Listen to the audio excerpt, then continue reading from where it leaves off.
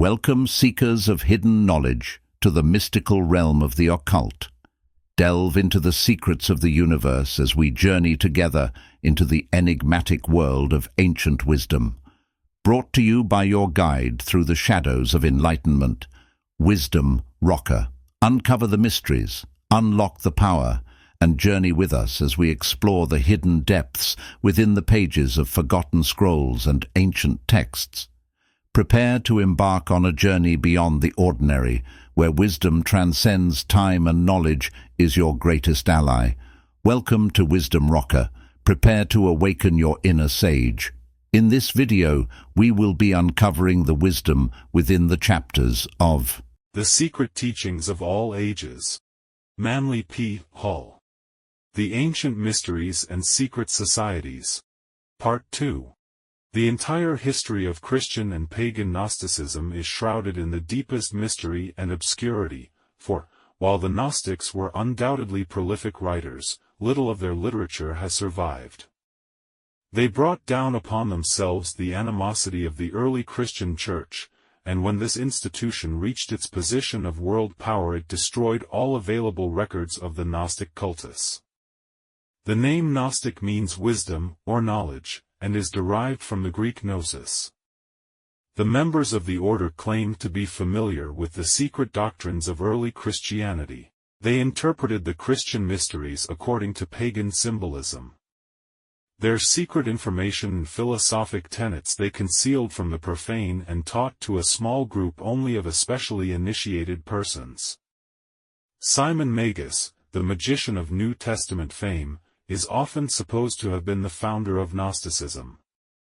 If this be true, the sect was formed during the century after Christ and is probably the first of the many branches which have sprung from the main trunk of Christianity. Everything with which the enthusiasts of the early Christian Church might not agree they declared to be inspired by the devil. That Simon Magus had mysterious and supernatural powers is conceded even by his enemies, but they maintained that these powers were lent to him by the infernal spirits and furies which they asserted were his ever-present companions. Undoubtedly the most interesting legend concerning Simon is that which tells of his theosophic contests with the Apostle Peter while the two were promulgating their differing doctrines in Rome. According to the story that the Church Fathers have preserved, Simon was to prove his spiritual superiority by ascending to heaven in a chariot of fire. He was actually picked up and carried many feet into the air by invisible powers. When Saint Peter saw this, he cried out in a loud voice, ordering the demons, spirits of the air, to release their hold upon the magician. The evil spirits, when so ordered by the great saint, were forced to obey. Simon fell a great distance and was killed, which decisively proved the superiority of the Christian powers. This story is undoubtedly manufactured out of whole cloth, as it is only one out of many accounts concerning his death, few of which agree. As more and more evidence is being amassed to the effect that St. Peter was never in Rome, its last possible vestige of authenticity is rapidly being dissipated. That Simon was a philosopher there is no doubt, for wherever his exact words are preserved his synthetic and transcending thoughts are beautifully expressed. The principles of Gnosticism are well described in the following verbatim statement by him, supposed to have been preserved by Hippolytus: "To you, therefore, I say what I say, and write what I write.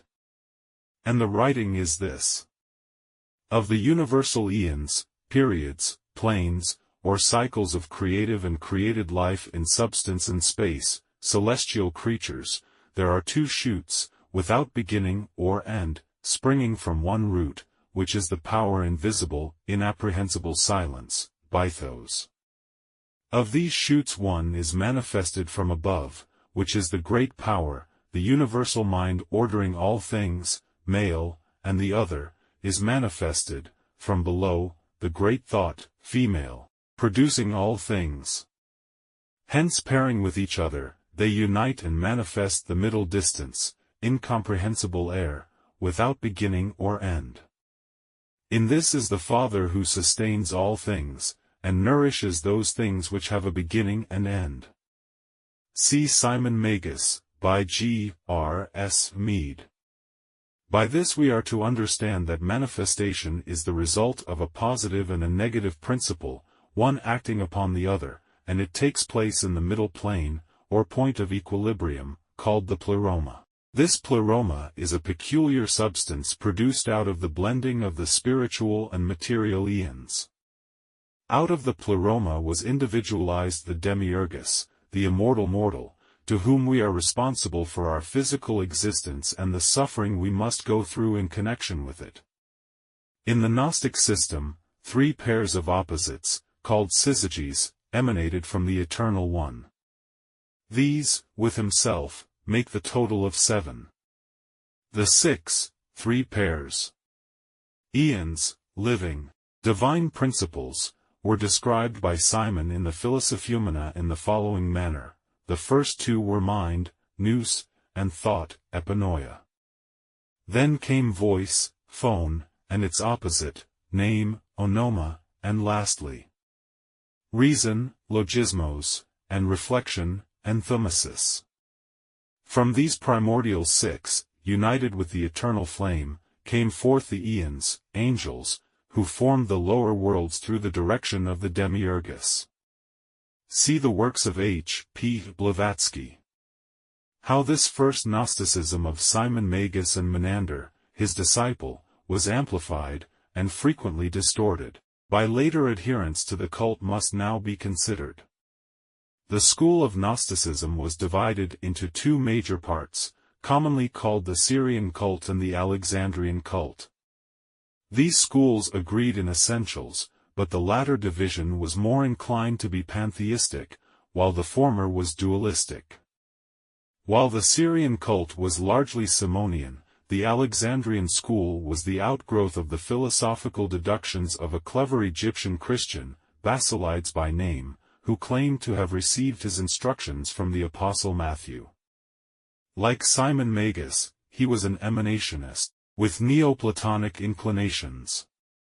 In fact, the entire Gnostic mystery is based upon the hypothesis of emanations as being the logical connection between the irreconcilable opposites absolute spirit and absolute substance, which the Gnostics believed to have been coexistent in eternity. Some assert that Basilides was the true founder of Gnosticism, but there is much evidence to the effect that Simon Magus laid down its fundamental principles in the preceding century. The Alexandrian Basilides inculcated Egyptian Hermeticism, Oriental occultism, Chaldean astrology, and Persian philosophy in his followers, and in his doctrine sought to unite the schools of early Christianity with the ancient pagan mysteries. To him is attributed the formulation of that peculiar concept of the deity which carries the name of Abraxas. In discussing the original meaning of this word, Godfrey Higgins, in his Celtic Druids, has demonstrated that the numerological powers of the letters forming the word Abraxas when added together result in the sum of 365. The same author also notes that the name Mithras when treated in a similar manner has the same numerical value. Basilides caught that the powers of the universe were divided into 365 eons, or spiritual cycles, and that the sum of all these together was the Supreme Father, and to him he gave the Kabbalistical appellation Abraxas, as being symbolical, numerologically, of his divine powers, attributes, and emanations.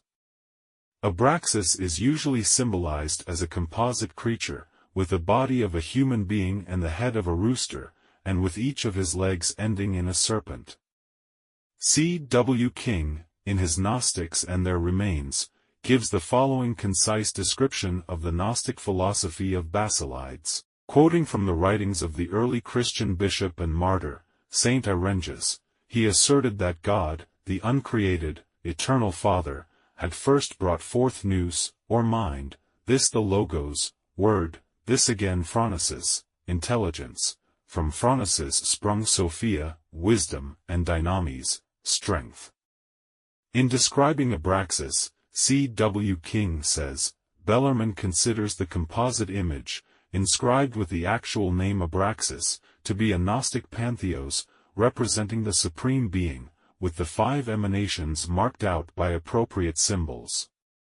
From the human body, the usual form assigned to the deity, spring the 2 supporters, nous and logos, expressed in the serpents, symbols of the inner senses, and the quickening understanding, on which account the Greeks had made the serpent the attribute of Pallas. His head, that of a cock, represents Phronesis, that bird being the emblem of foresight and of vigilance. His 2 arms hold the symbols of Sophia and Dynamis, the shield of wisdom and the whip of power. The Gnostics were divided in their opinions concerning the Demiurgus, or creator of the lower worlds. He established the terrestrial universe with the aid of 6 suns, or emanations, possibly the planetary angels, which he formed out of, and yet within himself. As stated before, the Demiurgus was individualized as the lowest creation out of the substance called pleroma. One group of the Gnostics was of the opinion that the Demiurgus was the cause of all misery and was an evil creature, who by building this lower world had separated the souls of men from truth by encasing them in mortal vehicles. The other sect viewed the Demiurgus as being divinely inspired and merely fulfilling the dictates of the invisible Lord. Some Gnostics were of the opinion that the Jewish god, Jehovah, was the Demiurgus.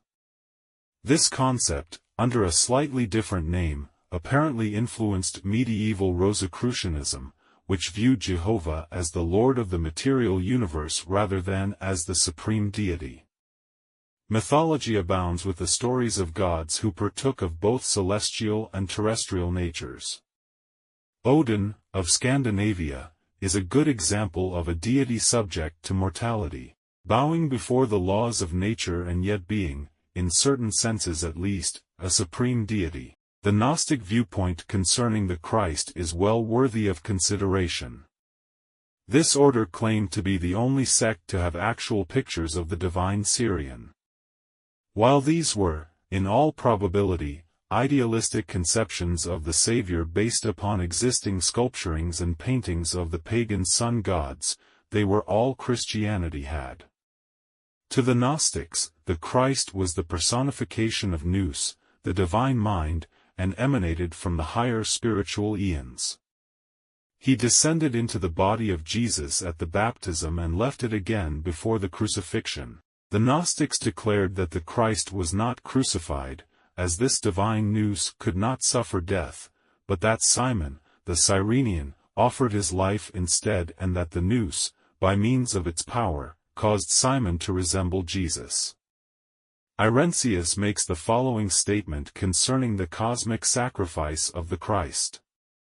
When the uncreated, unnamed Father saw the corruption of mankind, he sent his firstborn, Nous, into the world, in the form of Christ, for the redemption of all who believe in him, out of the power of those that have fabricated the world, the Demiurgus, and his 6 sons, the planetary genii. He appeared amongst men as the man Jesus, and wrought miracles. See King's Gnostics and their remains.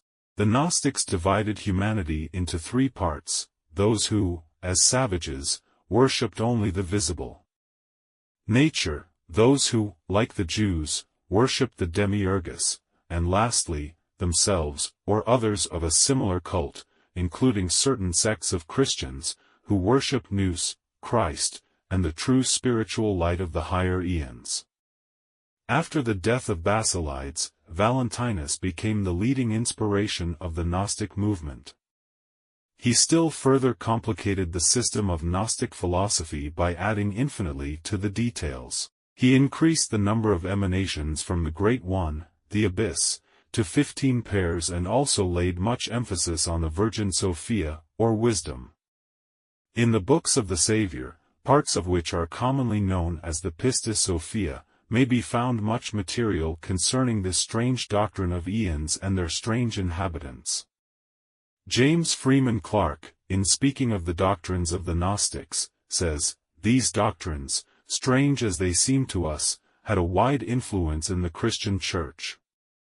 Many of the theories of the ancient Gnostics, especially those concerning scientific subjects, have been substantiated by modern research. Several sects branched off from the main stem of Gnosticism, such as the Valentinians, the Ophites, serpent worshippers, and the Adamites. After the 3rd century their power waned, and the Gnostics practically vanished from the philosophic world. An effort was made during the Middle Ages to resurrect the principles of Gnosticism, but owing to the destruction of their records the material necessary was not available. Even today there are evidences of Gnostic philosophy in the modern world, but they bear other names and their true origin is not suspected. Many of the Gnostic concepts have actually been incorporated into the dogmas of the Christian Church, and our newer interpretations of Christianity are often along the lines of Gnostic emanationism. The mysteries of ASAR-HAPI. The identity of the Greco-Egyptian Serapis, known to the Greeks as Serapis and the Egyptians as ASAR-HAPI, is shrouded by an impenetrable veil of mystery. While this deity was a familiar figure among the symbols of the secret Egyptian initiatory rites, his arcane nature was revealed only to those who had fulfilled the requirements of the Serapic cultus. Therefore, in all probability, excepting the initiated priests, the Egyptians themselves were ignorant of his true character. So far as known, there exists no authentic account of the rites of Serapis, but an analysis of the deity and his accompanying symbols reveals their salient points. In an oracle delivered to the king of Cyprus, Serapis described himself thus: "A god I am such as I show to thee. The starry heavens are my head, my trunk the sea. Earth forms my feet, mine ears the air supplies. The sun's far darting, brilliant rays, mine eyes." Several unsatisfactory attempts have been made to etymologize the word Serapis. Godfrey Higgins notes that Soros was the name given by the Egyptians to a stone coffin, and Apis was Osiris incarnate in the sacred bull. These two words combined result in Soros Apis or Sorapis, the tomb of the bull. But it is improbable that the Egyptians would worship a coffin in the form of a man. Several ancient authors, including Macrobius, have affirmed that Serapis was a name for the sun, because his image so often had a halo of light about its head. In his oration upon the sovereign sun, Julian speaks of the deity in these words: "One Jove, one Pluto, one sun is Serapis." In Hebrew, Serapis is seraph, meaning to blaze out or to blaze up. For this reason the Jews designated one of their hierarchies of spiritual beings seraphim.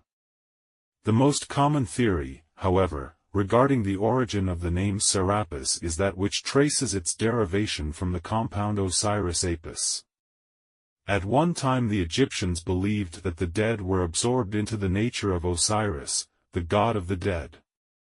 While marked similarity exists between Osiris, Apis and Serapis, the theory advanced by Egyptologists that Serapis is merely a name given to the dead Apis, or sacred bull of Egypt, is untenable in view of the transcendent wisdom possessed by the Egyptian priestcraft, who, in all probability, used the god to symbolize the soul of the world, anima mundi.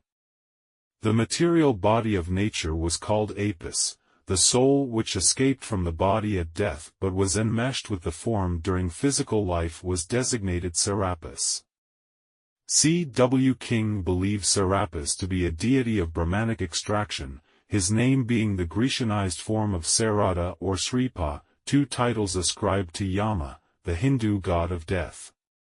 This appears reasonable, especially since there is a legend to the effect that Serapis, in the form of a bull, was driven by Bacchus from India to Egypt.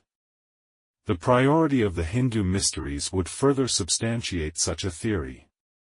Among other meanings suggested for the word Serapis are, the sacred bull, the sun in Taurus, the soul of Osiris, the sacred serpent, and the retiring of the bull. The last appellation has reference to the ceremony of drowning the sacred Apis in the waters of the Nile every 25 years. This Gnostic gem represents by its serpentine body the pathway of the sun and by its horn head the exaltation of the solar in the constellation of Leo. There is considerable evidence that the famous statue of Serapis in the Serapeum at Alexandria was originally worshipped under another name at Sinope, from which it was brought to Alexandria. There is also a legend which tells that Serapis was a very early king of the Egyptians, to whom they owed the foundation of their philosophical and scientific power. After his death this king was elevated to the estate of a god. Phylarchus declared that the word Serapis means the power that disposed the universe into its present beautiful order. In his Isis and Osiris, Plutarch gives the following account of the origin of the magnificent statue of Serapis which stood in the Serapeum at Alexandria. While he was pharaoh of Egypt, Ptolemy Soter had a strange dream in which he beheld a tremendous statue, which came to life and ordered the pharaoh to bring it to Alexandria with all possible speed. Ptolemy Soter, not knowing the whereabouts of the statue, was sorely perplexed as to how he could discover it. While the pharaoh was relating his dream, a great traveler by the name of Sosibius, coming forward, declared that he had seen such an image at Sinope. The pharaoh immediately dispatched Sotiles and Dionysius to negotiate for the removal of the figure to Alexandria. 3 years elapsed before the image was finally obtained, the representatives of the pharaoh finally stealing it and concealing the theft by spreading a story that the statue had come to life and, walking down the street leading from its temple, had boarded the ship prepared for its transportation to Alexandria. Upon its arrival in Egypt, the figure was brought into the presence of 2 Egyptian initiates, the Eumolpid Timotheus and Manetho the Sebonite, who immediately pronounced it to be Serapis. The priests then declared that it was equivalent to Pluto. This was a masterly stroke, for in Serapis the Greeks and Egyptians found a deity in common and thus religious unity was consummated between the 2 nations. Several figures of Serapis that stood in his various temples in Egypt and Rome have been described by early authors. Nearly all these showed Grecian rather than Egyptian influence. In some the body of the god was encircled by the coils of a great serpent. Others showed him as a composite of Osiris and Apis. A description of the god that in all probability is reasonably accurate is that which represents him as a tall, powerful figure, conveying the twofold impression of manly strength and womanly grace. His face portrayed a deeply pensive mood, the expression inclining toward sadness. His hair was long and arranged in a somewhat feminine manner, resting in curls upon his breast and shoulders. The face, save for its heavy beard, was also decidedly feminine. The figure of Serapis was usually robed from head to foot in heavy draperies, believed by initiates to conceal the fact that his body was androgynous. Various substances were used in making the statues of Serapis. Some undoubtedly were carved from stone or marble by skilled craftsmen, others may have been cast from base or precious metals. One colossus of Serapis was composed of plates of various metals fitted together. In a labyrinth sacred to Serapis stood a 13-foot statue of him reputed to have been made from a single emerald. Modern writers, discussing this image, state that it was made of green glass poured into a mold. According to the Egyptians, however, it withstood all the tests of an actual emerald. Clement of Alexandria describes a figure of Serapis compounded from the following elements: first, filings of gold, silver, lead, and tin; second, all manner of Egyptian stones, including sapphires, hematites, emeralds, and topazes, all these being ground down and mixed together with the coloring matter left over from the funeral of Osiris and Apis. The result was a rare and curious figure, indigo in color. Some of the statues of Serapis must have been formed of extremely hard substances, for when a Christian soldier, carrying out the edict of Theodosius, struck the Alexandrian Serapis with his axe, that instrument was shattered into fragments and sparks flew from it. It is also quite probable that Serapis was worshipped in the form of a serpent, in common with many of the higher deities of the Egyptian and Greek pantheons. Serapis was called Theon Heptagrammaton, or the god with the name of 7 letters. The name Serapis, like Abraxas and Mithras, contains 7 letters. In their hymns to Serapis the priests chanted the 7 vowels. Occasionally Serapis is depicted with horns or a coronet of 7 rays.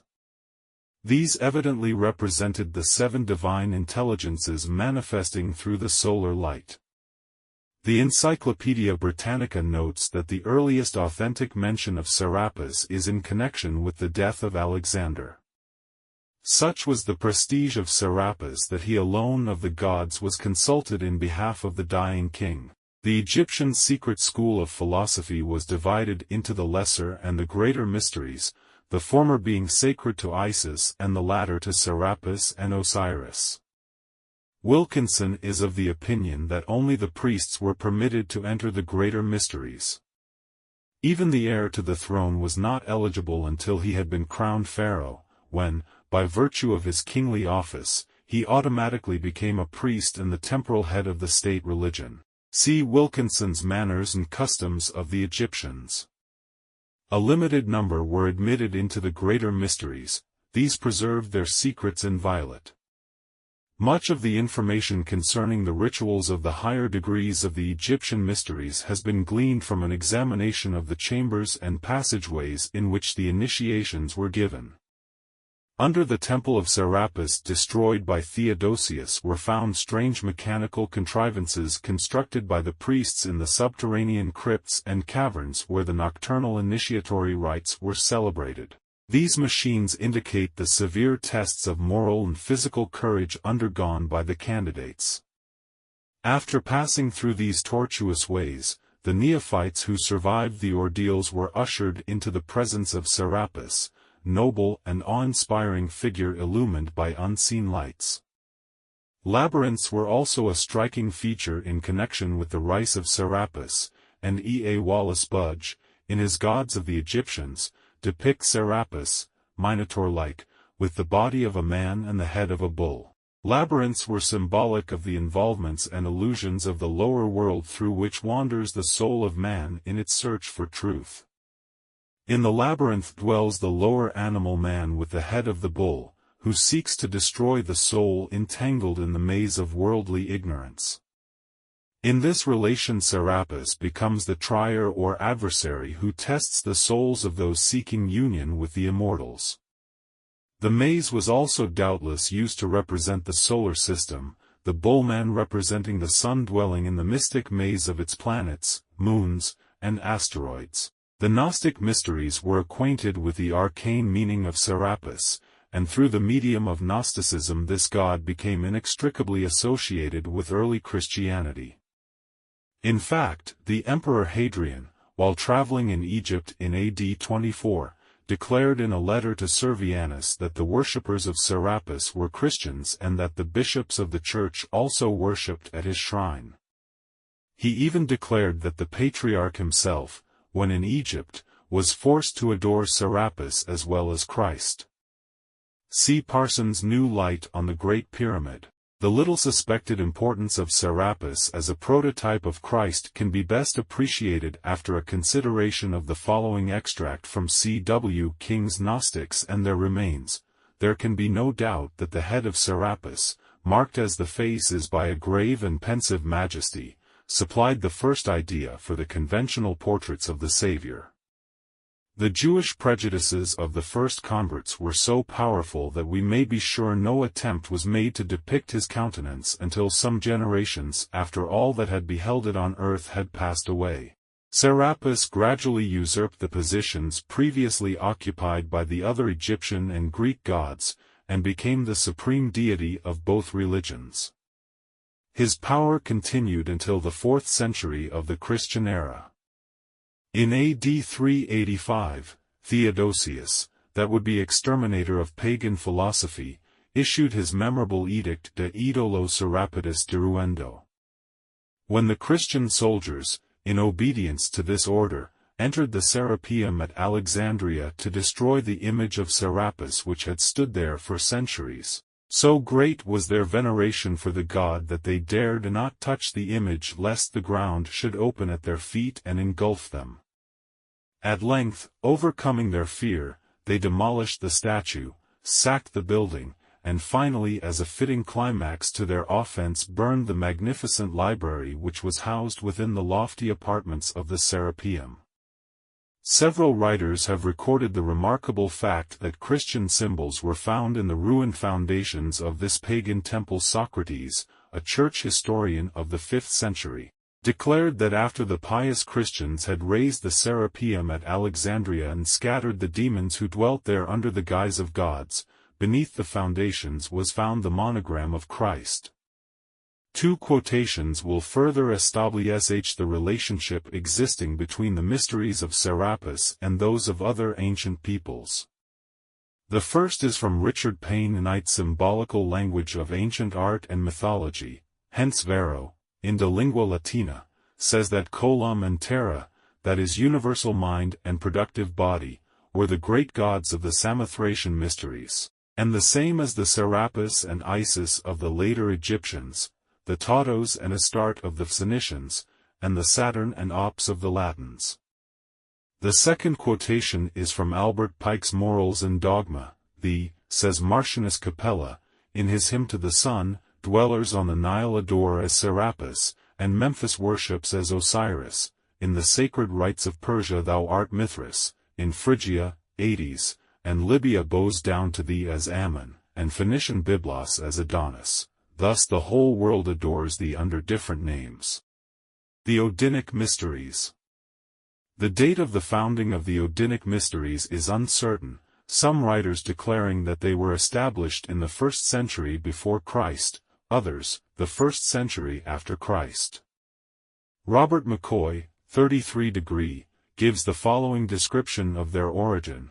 It appears from the Northern Chronicles that in the 1st century of the Christian era, Sig, the chief of the ASAR, an Asiatic tribe, emigrated from the Caspian Sea and the Caucasus into northern Europe.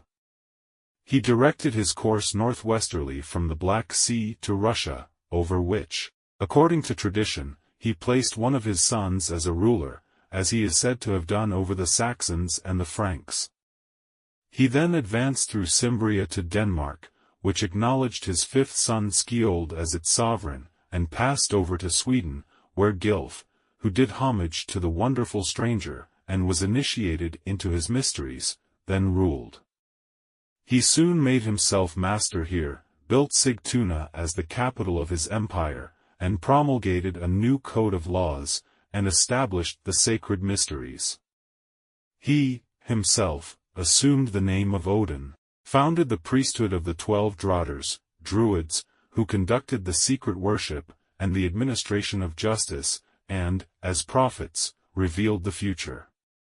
The secret rites of these mysteries celebrated the death of Balder, the beautiful and lovely, and represented the grief of gods and men at his death, and his restoration to life.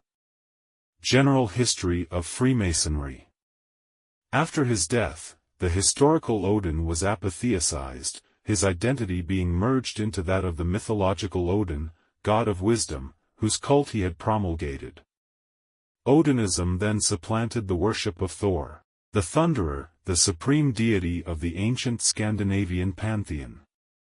The mound where, according to legend, King Odin was buried is still to be seen near the site of his great temple at Ups. The 12 Drotters who presided over the Odinic mysteries evidently personified the 12 holy and ineffable names of Odin. The rituals of the Odinic mysteries were very similar to those of the Greeks, Persians, and Brahmins, after which they were patterned. The Drotters, who symbolized the signs of the zodiac, were the custodians of the arts and sciences, which they revealed to those who passed successfully the ordeals of initiation. Like many other pagan cults, the Odinic mysteries, as an institution, were destroyed by Christianity, but the underlying cause of their fall was the corruption of the priesthood. Mythology is nearly always the ritual and the symbolism of a mystery school. Briefly stated, the sacred drama which formed the basis of the Odinic mysteries was as follows. The supreme, invisible creator of all things was called All-Father. His regent in nature was Odin, the one-eyed god. Like Quetzalcoatl, Odin was elevated to the dignity of the supreme deity. According to the Draughters, the universe was fashioned from the body of Ymir, the hoarfrost giant. Ymir was formed from the clouds of mist that rose from Ginnungagap, the great cleft in chaos into which the primordial frost giants and flame giants had hurled snow and fire. The three gods, Odin, Vili, and Ve, slew Ymir and from him formed the world. From Ymir's various members the different parts of nature were fashioned. After Odin had established order, he caused a wonderful palace, called Asgard, to be built on the top of a mountain, and here the 12 Aesir, gods, dwelt together, far above the limitations of mortal men. On this mountain also was Valhalla, the palace of the slain, where those who had heroically died fought and feasted day after day. Each night their wounds were healed and the boar whose flesh they ate renewed itself as rapidly as it was consumed. Balder the Beautiful, the Scandinavian Christ, was the beloved son of Odin. Balder was not warlike, his kindly and beautiful spirit brought peace and joy to the hearts of the gods, and they all loved him save one. As Jesus had a Judas among his 12 disciples, so one of the 12 gods was false, Loki, the personification of evil. Loki caused Hothr, the blind god of fate, to shoot Balder with a mistletoe arrow. With the death of Balder, light and joy vanished from the lives of the other deities. Heartbroken, the gods gathered to find a method whereby they could resurrect this spirit of eternal life and youth. The result was the establishment of the mysteries. The Odinic mysteries were given in underground crypts or caves, the chambers, 9 in number, representing the 9 worlds of the mysteries. The candidate seeking admission was assigned the task of raising Balder from the dead. Although he did not realize it, he himself played the part of Balder. He called himself a wanderer. The caverns through which he passed were symbolic of the worlds and spheres of nature. The priests who initiated him were emblematic of the sun, the moon, and the stars. The 3 supreme initiators, the sublime, the equal to the sublime, and the highest, were analogous to the worshipful master and the junior and senior wardens of a Masonic lodge. After wandering for hours through the intricate passageways, the candidate was ushered into the presence of a statue of Balder the Beautiful, the prototype of all initiates into the mysteries. This figure stood in the center of a great apartment roofed with shields. In the midst of the chamber stood a plant with 7 blossoms, emblematic of the planers. In this room, which symbolized the house of the Aesir, or wisdom, the neophyte took his oath of secrecy and piety upon the naked blade of a sword. He drank the sanctified mead from a bowl made of a human skull and, having passed successfully through all the tortures and trials designed to divert him from the course of wisdom, he was finally permitted to unveil the mystery of Odin, the personification of wisdom. He was presented, in the name of Balder, with the sacred ring of the order. He was hailed as a man reborn, and it was said of him that he had died and had been raised again without passing through the gates of death. Richard Wagner's immortal composition, Der Ring der Nibelungen, is based upon the mystery rituals of the Odinic cult. While the great composer took many liberties with the original story, the Ring operas, declared to be the grandest tetralogy of music dramas the world possesses, have caught and preserved in a remarkable manner the majesty and power of the original sagas. Beginning with Das Rheingold, the action proceeds through Die Walküre and Siegfried to an awe-inspiring climax in Götterdämmerung, the twilight of the gods. The death of Simon the Magician. From the Nuremberg Chronicle. Simon Magus, having called upon the spirits of the air, is here shown being picked up by the demons. St. Peter demands that the evil genii release their hold upon the magician. The demons are forced to comply, and Simon Magus is killed by the fall. The lion-faced light power, from Montfaucon's Antiquities. This Gnostic gem represents by its serpentine body the pathway of the sun, and by its lion head the exaltation of the solar in the constellation of Leo. A symbolic labyrinth, from Montfaucon's Antiquities. Labyrinths and mazes were favored places of initiation among many ancient cults. Remains of these mystic mazes have been found among the American Indians, Hindus, Persians, Egyptians, and Greeks. Some of these mazes are merely involved pathways lined with stones. Others are literally miles of gloomy caverns under temples or hollowed from the sides of mountains. The famous labyrinth of Crete, in which roamed the bull-headed Minotaur, was unquestionably a place of initiation into the Cretan mysteries. The Alexandrian Serapis. From Mosaïs Historie der Hebreeuwse Kerke. Serapis is often shown standing on the back of the sacred crocodile, carrying in his left hand a rule with which to measure the inundations of the Nile, and balancing with his right hand a curious emblem consisting of an animal with the heads. The first head, that of a lion, signified the present; the second head, that of a wolf, the past; and the third head, that of a dog, the future. The body with its three heads was enveloped by the twisted coils of a serpent. Figures of Serapis are occasionally accompanied by Cerberus, the three-headed dog of Pluto, and, like Jupiter, carry baskets of grain upon their heads. The 9 worlds of the Odinic mysteries. The Nordic mysteries were given in 9 chambers, or caverns, the candidate advancing through them in sequential order.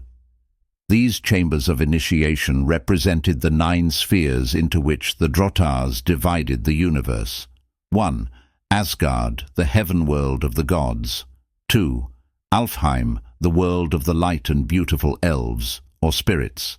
3. Niflheim, the world of cold and darkness, which is located in the north. 4.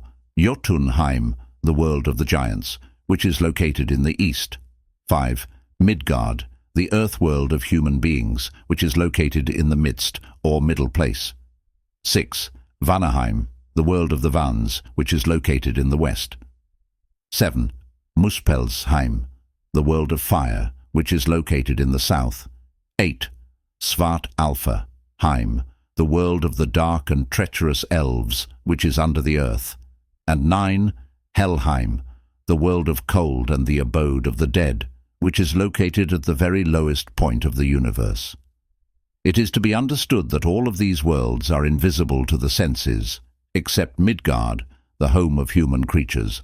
But during the process of initiation, the soul of the candidate, liberated from its earthly sheath by the secret power of the priests, wanders amidst the inhabitants of these various spheres.